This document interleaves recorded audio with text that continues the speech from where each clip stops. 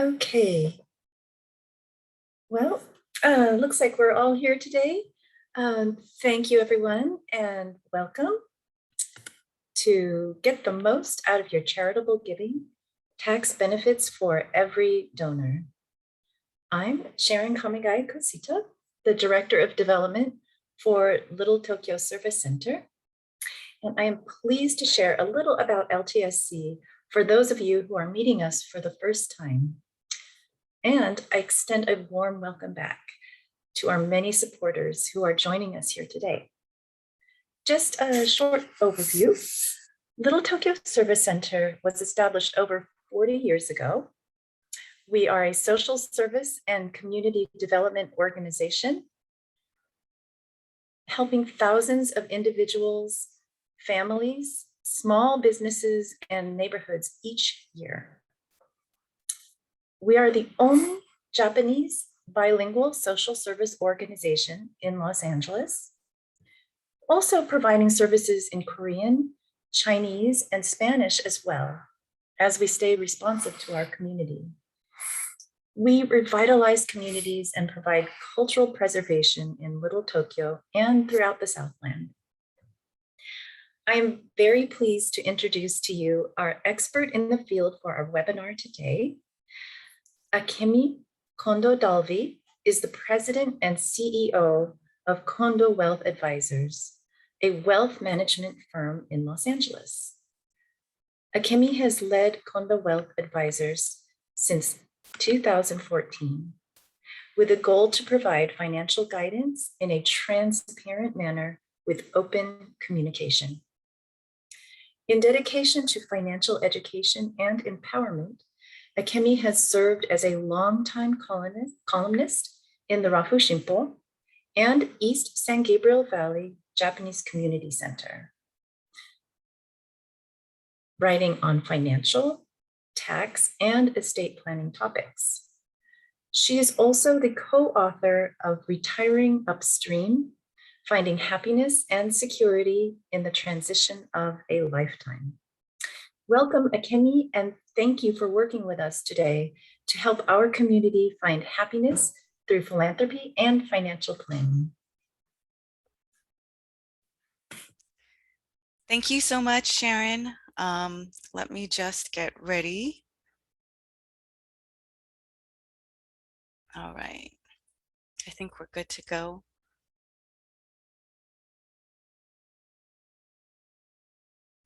Thank you so much, Sharon, for the nice introduction. And thank you to Little Tokyo Service Center. My father started Kondo Wealth Advisors in the 90s and brought me back to help him in 2008. I got to work with him for 13 years and it was a great experience, but one of the things that he always reiterated was this idea that community and strength are intertwined, that we're only as strong as our community. And so this is a topic I've been wanting to do since last year because there's so much tax benefits available for donating right now. So thank you for allowing me to be here today. And thank you to all the attendees. I think this is going to be a really great session where you guys learn how to do what you're already doing and maybe get a few more benefits. So the process today, I'll be talking for about 30 minutes.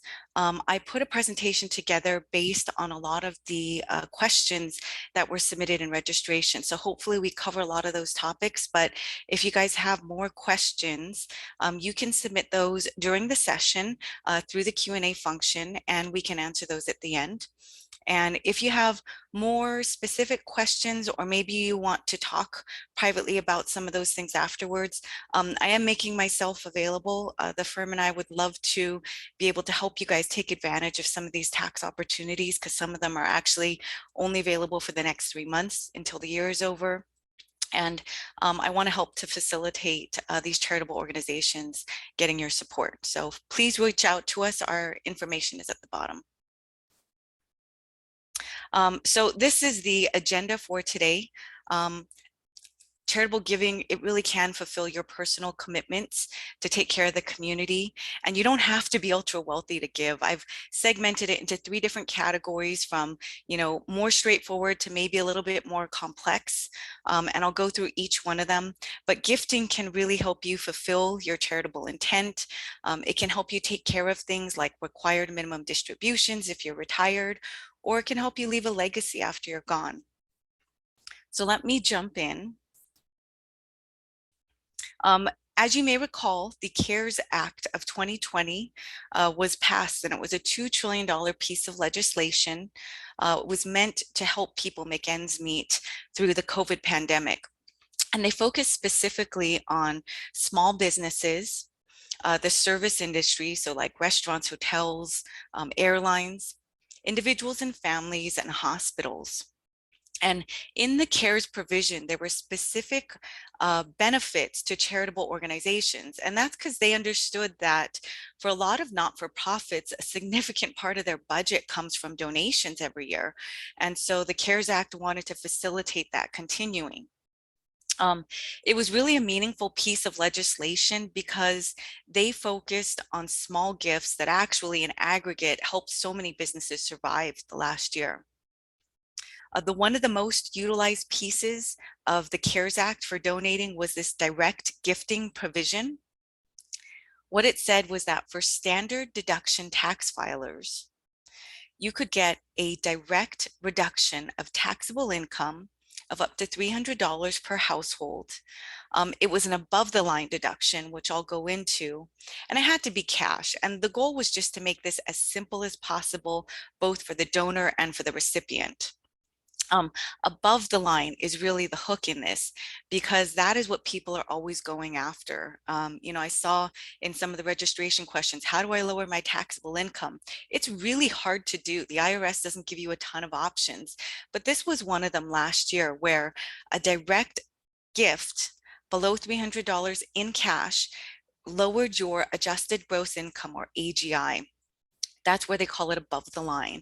And AGI is important to all of us because that's the measure that the government uses for things like Medicare premiums or Roth IRA eligibility. It's the threshold or the benchmark for many different things. So lowering your taxable income is a very powerful tool. In normal years, your charitable gift is not above the line. It's an itemized deduction, and you could get somewhere from 30 to 60% of the gift amount as a deduction, but it's not above the line. So that was really the powerfulness of this provision. And the good news was that 2020 CARES Act was extended through 2021. That means you've got about 3 more months to be able to use this year. They did make an adjustment. Now the deduction amount is $300 for single filers and $600 if you are a married filing joint couple. So they doubled the amount for households if you have more than 2 in there. If you have 2 or more in there. And this above the line deduction is still extended.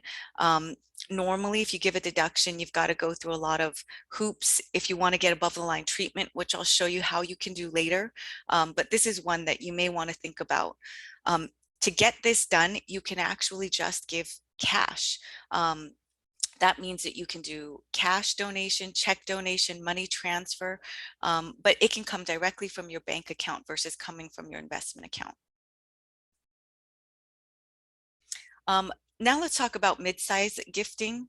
And unlike the first gifting option that I talked about, which is really a special provision just for this year, the mid-size gifting strategies can be used every year, well, until the tax code changes again. But these are things that I think you'll be able to utilize for a long time. So let me jump in. And over here on the left side, you'll see I've put in the topic, but also kind of the lingo. When we get to tax benefits, a lot of times there's abbreviations, so RMDs and QCDs, and I'll try and make sure that I go interchangeably between the two. But talking about mid-size gifting, a lot of times when people are building for retirement, they save and save and save because they're worried they're not going to have enough money for retirement.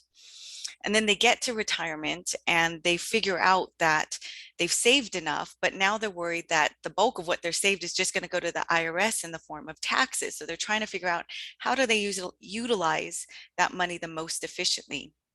At age 72, in your retirement, you have to take a required minimum distribution. It's abbreviated as an RMD. What that means is you need to take money out of your retirement accounts like your IRA, your 401k, your 403b. And the money that comes out of there is taxed to you as ordinary income. So a lot of people think their income is going to go way down in retirement. Sometimes because of these distributions, your taxable income can be quite high actually. So one way to avoid the taxation on your required minimum distributions is to utilize a qualified charitable distribution, or a QCD. This is the lingo I was talking about. Let me explain what a QCD is by example.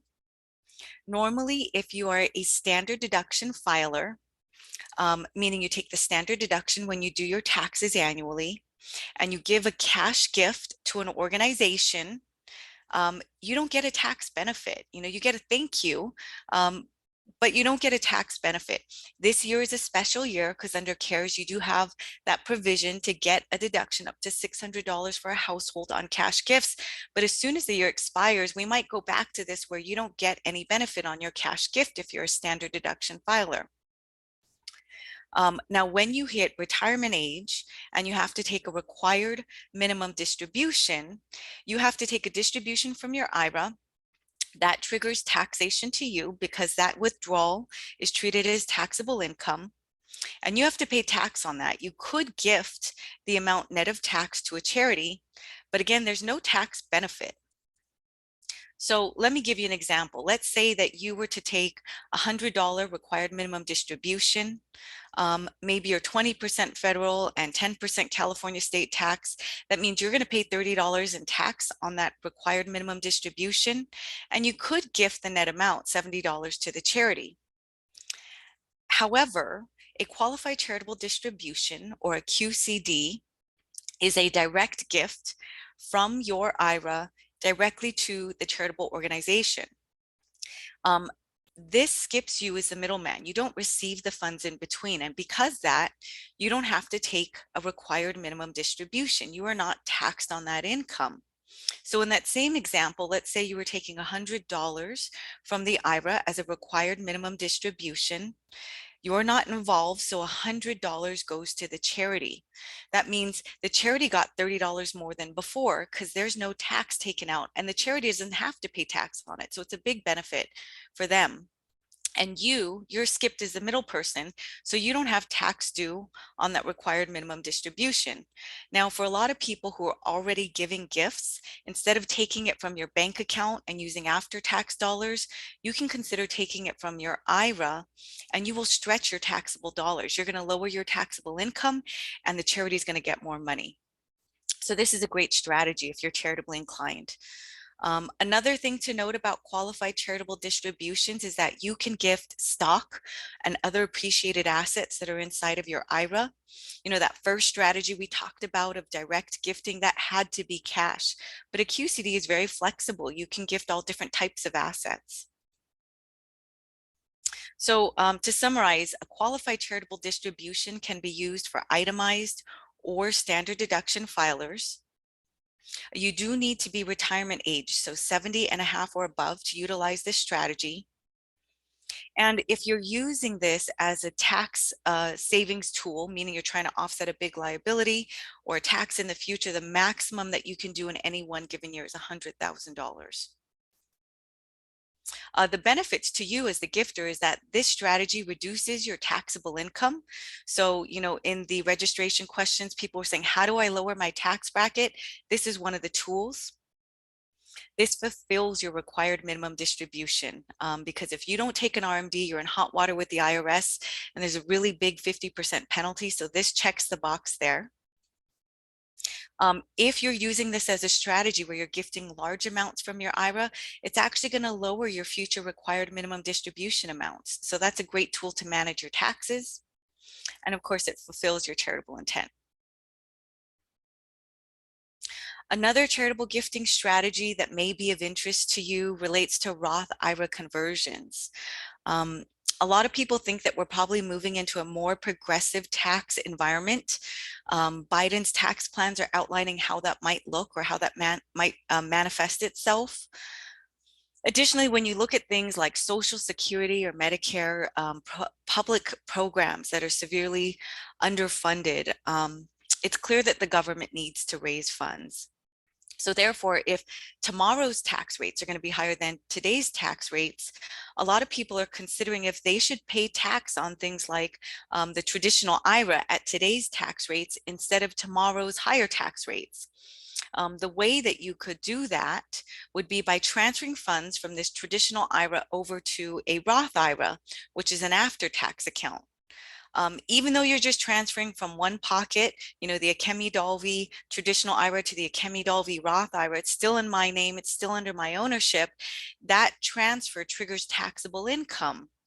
So one thing you might want to consider is that if you're considering a Roth conversion, a large conversion, which is going to increase your taxes for this year, you might want to pair that with a sizable charitable contribution in the same year, because that's going to offset your tax liability and allow you to take advantage of realizing taxes at today's rates before the tax rates go up in the future.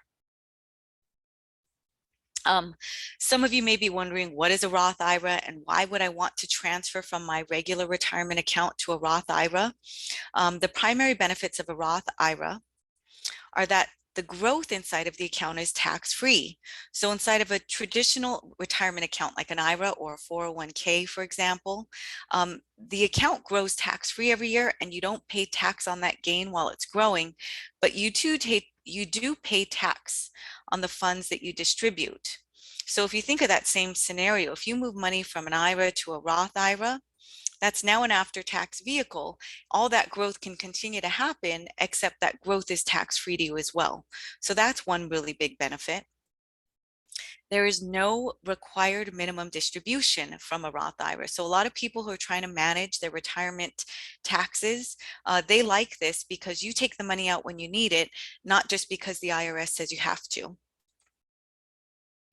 And anything left over inside of the Roth IRA can pass to your beneficiaries tax-free when you're gone. So in comparison,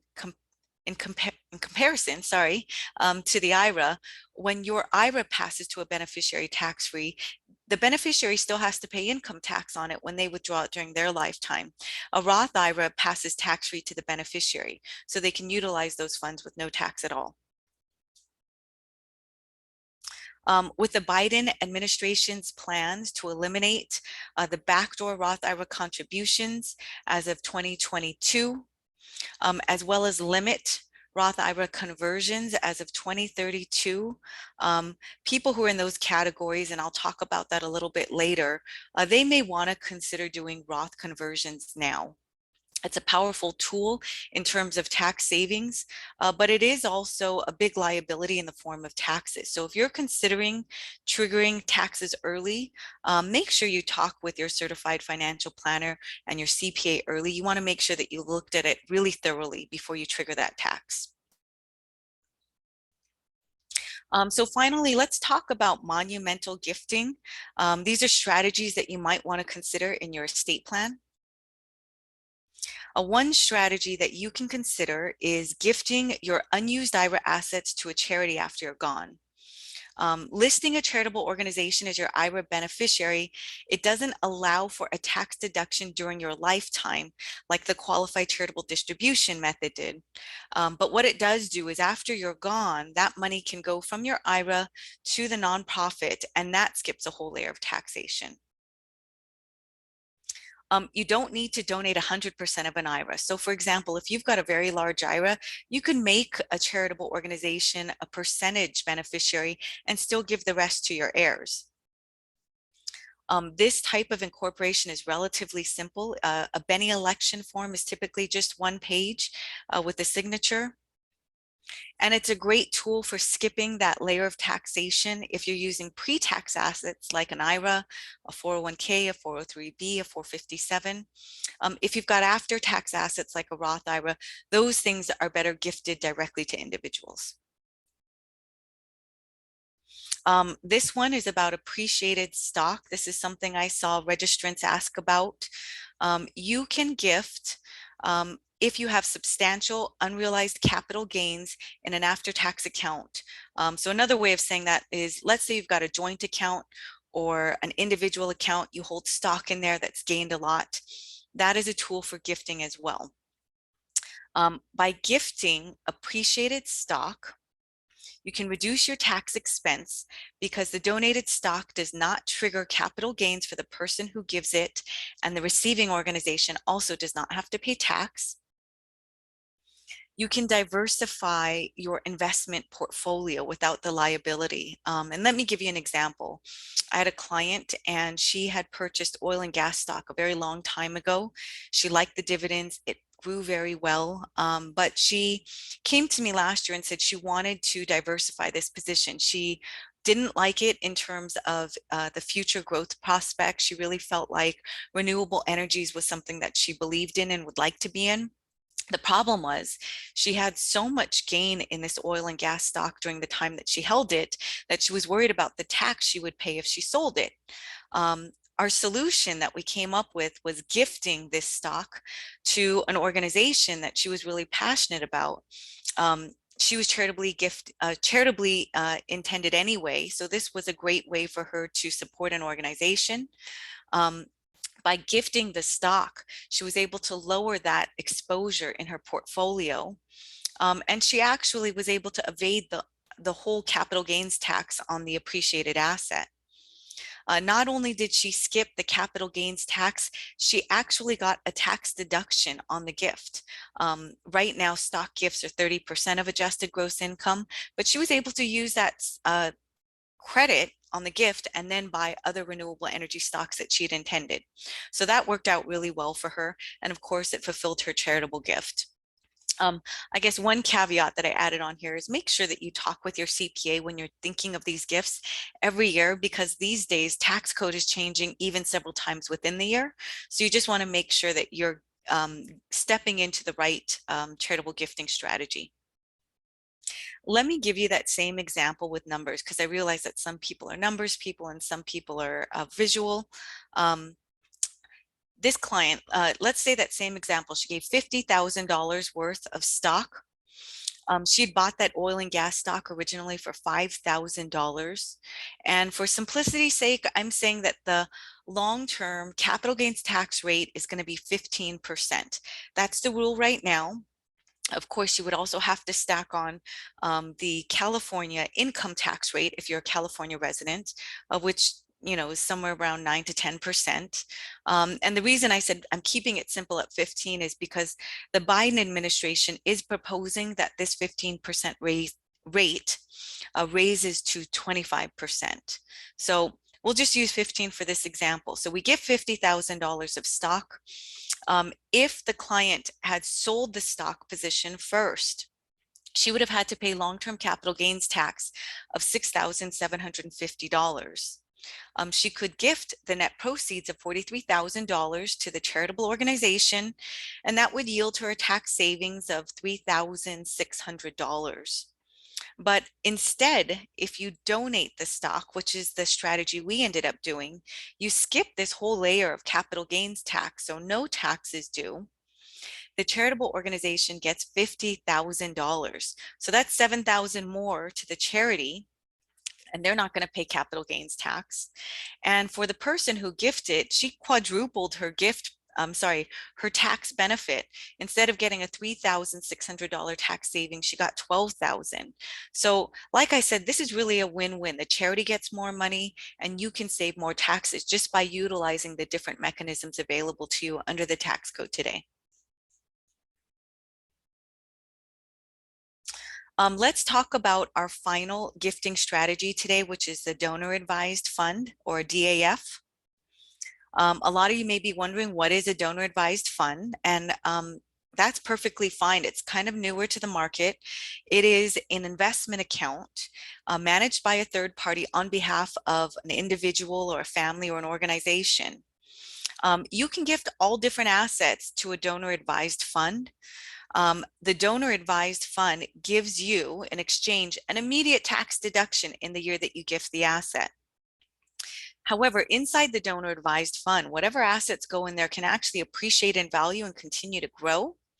And then you can gift from this donor advised fund to several different organizations over your lifetime. You don't need to gift it in the same year, which means this can be stretched out as a benefit over your lifetime. Donor advised funds have grown in popularity tremendously, especially in the last decade. In 2019, the amount of assets inside of donor advised funds was about $142 billion. That was an 18% increase over just the year prior. And if you go back to 2015, it was pretty much double what it was just 4 years prior. So you can see the popularity growing both in the contributions to donor advised funds, the growth within them, and then therefore the gifts to the charitable organizations.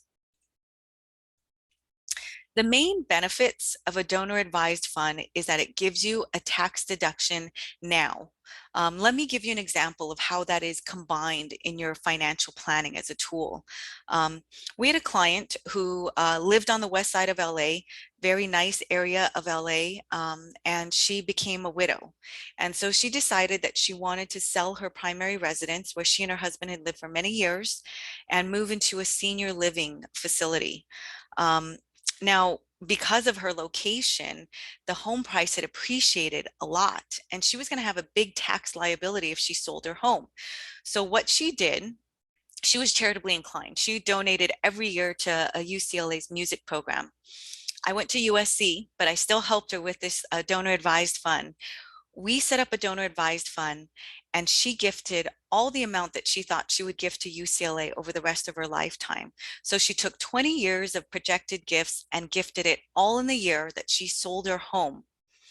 What that did was the big tax liability on selling her home was offset by the big contribution to the donor advised fund at the same time. That meant that more of the home sale proceeds stayed with her and enabled her to live comfortably the rest of her lifetime. She then took that donor advised fund and continued to give the gifts to UCLA every year annually.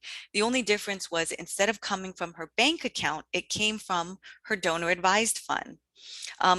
To the gifting organization, nothing had really changed, but for her, what she did was she took the tax deduction she was going to get for the next 20 years and she accelerated all of them into the year that she needed it the most. So that's how donor advised funds really come into play. If you've got a big tax liability from the sale of a business, the sale of a portfolio, the sale of a house, you might want to consider pairing that large tax liability with the big tax deduction. A donor advised fund also allows you to gift less liquid assets. In that chart that I showed you, we talked about cash or stocks or real estate. Those are fairly straightforward assets, but a donor advised fund can actually hold less liquid assets. So things like non-tradable REITs, those are real estate investment trusts, private company ownership, S Corp shares, things that are harder to find a market for, you can gift to a donor advised fund. They can find a market to sell that and then gift the proceeds to a not-for-profit organization who maybe isn't as well equipped to receive difficult assets like a non-tradable REIT. So it gives you more gifting options, and it can possibly extend your gifting power. We were talking about gifting that oil and gas stock. Let's say instead of giving it to an organization, the client gave it to a donor advised fund. She'd still get that big tax write-off the year that she needed it, but maybe that stock continues to appreciate and she gives 10% of it every year. While it grows inside of the donor advised fund, that is tax-free to the original gifter, but it definitely extends your gifting power. One of the downsides of donor advised funds might be the administrative assistance that's necessary. I mentioned that a third party administrator needs to manage the donor advised fund because it is therefore out of your estate. And of course, there's some fees involved in that. So just to recap the donor advised fund, you as the donor would gift an asset to the donor advised fund and you get the tax deduction today. Then from the donor advised fund, you can gift the rest of your lifetime to several different charities. It could be different charities. You can change them every year. It could be different amounts. You don't have to decide in advance. So it's very flexible in that you can gift the rest of your lifetime to all different people, all different amounts. In closing, at Condo Wealth Advisors, we do financial plans where we look at all of these things. What do you need to get done now? What do you want to get done in the future? And what are the ways that you can get all those things done efficiently? A lot of times charitable gifting is a part of that. You can do what you're doing already and get tax benefits you didn't know were there. So if that's something that you're interested in, please let us know, because we want to help you get those tax benefits, and we want to make sure those charitable organizations get your gifts. We can work with all different types of gifts. It can be smaller gifts for people who are trying to get tax deductions right now. It can be larger gifts where you're talking about estate planning. So we're looking at all different perspectives and making sure that solutions are particular to you. And we've got a team of advisors. We've been helping clients for 22 years. And if we can help you with this important piece of your tax planning strategy, we'd be happy to. So I'm going to transition into the Q&A session. Like Sharon said in the beginning, you can submit questions live right now. So those are going to be at the bottom of your screen. It looks like this logo. A pop-up box will open and you can type in a question there. I did want to start with some of the questions that you guys submitted at registration, though, because they were very good questions. They were very relevant. It just didn't fit into the context of charitable gifting.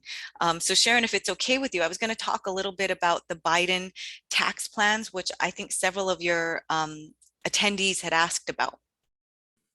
Yeah, sure. That sounds great. Thank you. Okay. And then I see, I'm looking at the chat, I'm looking at the Q&A.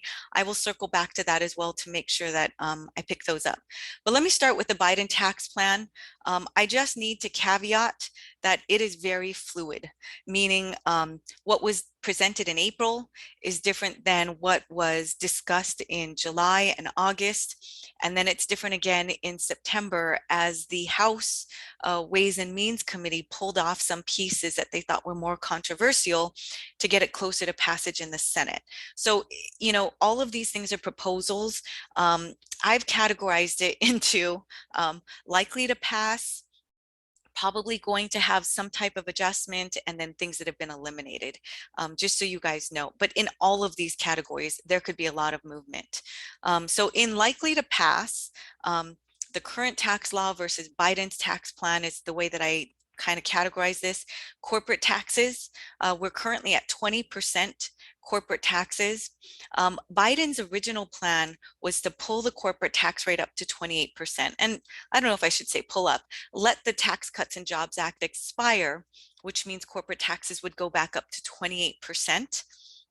A lot of people see that as a negotiation tool. It is rumored that this is already being negotiated into a graduated scale. So just like income tax, it starts low and it builds up, with the highest rate being at 26.5%. So our corporate tax is going to go up. Probably, we're just not sure exactly what it's going to be. The reason I bring this up is because I think this actually has the most far-reaching side effects to the general public, which is that corporations have shareholders, and they've got board of directors, and they very much want to keep their bottom line intact. So if you think about them going from 21 to, let's just say, 26% in taxes, they're not going to take 5% less profit and see their share price go down. Instead, what they're going to do is they're going to cut expenses or raise revenues. And raise revenues probably means to us higher cost of goods. We've already seen it this year. When you're shopping in the grocery store, everything seems to be higher. A lot of that they're saying is due to COVID. It could be that we see higher cost of goods again next year, and that might be because of these taxes. So that's why I bring that one up first.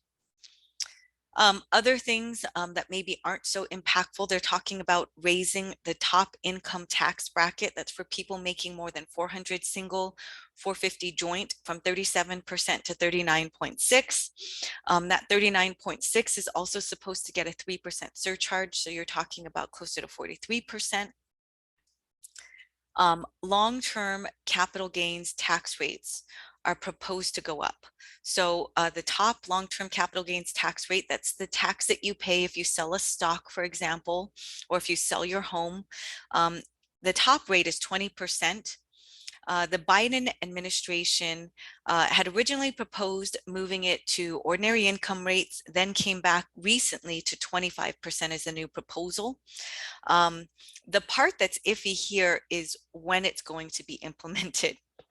So originally they had said as of the announcement, which was earlier in the summer. Then when they changed it from ordinary income rates to 25%, the new effective date was September 13th. So, you know, for those of you looking at the calendar, yes, that's already passed, meaning if this is passed at the end of the year, it will be retroactive. This is one of the only pieces that they're talking about instating retroactively.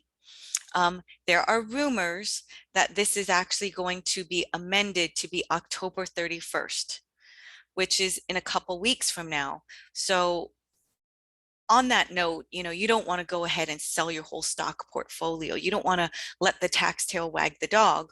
On the same note, if you were already in transition to sell a business or sell a real estate property, it might be beneficial to close that before October 31st, just in case that rumor deadline turns out to be true. All the other pieces of legislation they're proposing are supposed to be effective starting in January. So we don't know when the effective date is going to be of this. That one's the most uncertain. The estate tax exclusion, that's that lifetime gift tax exemption, is coming down, but for most of us, it's way above our heads anyway, so we don't need to worry about it. The 1031 exchange, I just wanted to spend a little bit of time here because this was some of the questions brought up in the registration. There is a current tax code provision called the 1031 tax code exchange, which allows you to defer or transfer, delay the capital gain on a property that is sold into another property that is bought if it is like kind. So let's say, for example, you are a person who has a apartment or a house as an investment property, and you decide to sell that investment property and buy a new investment property. 1031 right now allows you to take the gain in that original property and transfer it into the newly purchased property. It's a like-kind exchange. Biden's tax plan is proposing, we don't know where this is going to settle, to eliminate like-kind exchanges if the gain from the original property is greater than $500,000. They want the tax revenue now, or if the taxable income of the person applying for the 1031 exchange earns more than $400,000 a year. So the $500,000 limit is probably a little bit prohibitive because in LA, in Southern California, on the coasts, property values go up so tremendously that if you hold a property for a long time, you might hit that threshold. So I'll keep an eye on that. That'll be something that maybe I send out in an email blast before the year is over if we get clarity on what this 1031 rule is going to be. Other things that are still in limbo, the state and local tax cap, it's also abbreviated to the SALT cap. Some of you may remember that we used to be able to get a full deduction on our mortgage interest. And then when the Tax Cuts and Jobs Act was passed in 2017, they limited us to $10,000 of total deductions. So for a lot of people, that meant that their deductions were capped and they didn't get all of that. That cap may be increased. It's still in debate. We talked a little bit about Roth IRA contributions and Roth IRA conversions. Backdoor Roth IRA contributions are done by people who make more than 196,000 a year. I'm kind of going off memory here. Sorry, let me go back one slide. It's for people who make more than $140,000 a year single, or $200,000 a year if you're married. You used to be able to do this two-step process to do a backdoor Roth IRA. That is going to likely be eliminated as of the end of this year. So if you're somebody who does that, you want to get that done this year because you won't be able to do that next year. And Roth conversions, that strategy we talked about earlier with the little piggy banks, moving from a pre-tax to an after-tax IRA account, they're going to taper who can do that starting in 2032. That is purposeful. The government does want people to start converting assets early with the idea that there is an end window because they would love to receive the tax the tax expense generated by that transaction early to help fund things like we talked about, Social Security, Medicare. So, oh, final one, step up in basis rule. That was the big one where they were going to eliminate our ability to step up in basis assets that move from, let's say, parent to child. So let's say, for example, your parent had a home appreciated in value because they lived there for 40 years. And then when they pass away, that goes to the kids. To the kids, they get a stepped up value, which means if they sell it right away, they get to keep the proceeds and they don't owe any tax. There was talk about eliminating that. That's been taken off the table. So we were all panicked and now we don't need to worry about it again. So this is the summary. We did a whole webinar on this earlier. We'll probably cover this first of the year next year again to just recap what we know in final instead of talking about what might pass. And again, if people have questions on this kind of stuff, that's not charitable giving, but those are things we can consult on at another time. Okay. We have one question in the chat. Okay, let me get over there. So I saw a question, where can donor advised funds be set up? What is the cost of setting it up? Great question. Some of that depends on how much you want to be involved. So for example, one of the largest charitable gifting is Vanguard. Vanguard, Fidelity, Schwab, all the major custodians have a charitable gifting platform right now. Kind of self-service. You can put the money in, you do all the registration online, you put in your name, your date of birth, your social, your address, the name of the donor advised fund, and then you can actually go in there and ask for those charitable gifts to be made. For people who like doing things themselves, it's a great avenue. The cost is very, very minimal, which means that you get to keep more of the funds that you donate. It doesn't go to some overhead management. They do have some limits on how much you have to put in. For example, I think Vanguard is the lowest at $25,000. Some of the other ones are higher. They have higher limits of what you have to put in there. However, if you prefer to do that through an advisor relationship, for example, those are things that we do, but there's an advisor fee tacked on there as well. We do the investment management, we help with the annual distributions, we pretty much guide the whole process other than the person saying, these are the people that I want to gift to this year. So it just depends on your level of comfortability. But I would say these days, it is such a popular tax savings tool that any platform, any investment institution, and any financial advisor will be able to help you because most of the brokerages have an outlet for it. I hope that answers your question. It was kind of broad. My answer, I mean, not your question. Okay, great. Tanaya, were there any other questions for Kemi today? I am going through them as well. Somebody had asked, is the recording, is the webinar going to be recorded? Because I know we went like top layer of a lot of different topics. This will be recorded. That'll be sent out this week so that you guys can go through that again, look at some of the information and see if it applies to you. And we'll try and get you the slide deck as well if that's of interest to you. So that'll come from a Little Tokyo Service Center. If you guys have questions, like say in the charitable giving, the direct gifting things, those are questions that Sharon, they can direct to you, right? Yes. There's a lot of different avenues to gift these days, and even remotely, right? Like we're doing this remotely. There's a lot of ways to gift remotely as well. So you can do checks, you can do electronic gifting. But if you have gifting questions like that, definitely direct them to Sharon. If you're looking at some of those more complex strategies where you need to set up an account or you need to figure out how to balance that with your tax, I'm happy to be a financial sounding board to help you ask the right questions to your CPA or help you find the right avenue to set up those investment accounts so that you can give those gifts. So those types of things can be asked of me, and I'm absolutely donating that time. In fact, I put some open time in the calendar to make sure that I can return calls and emails because I want to be able to help you guys get those tax benefits before the year's over.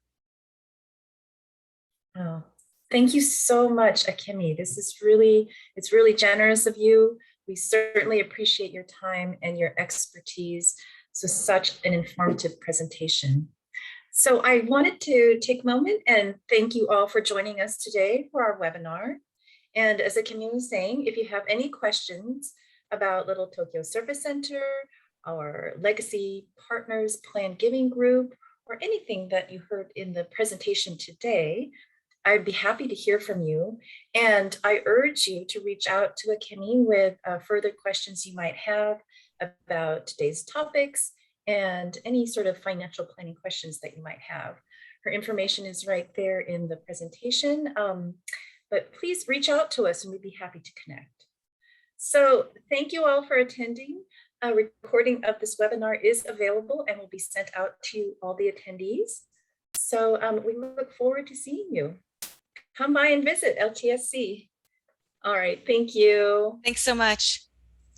All right, bye-bye now.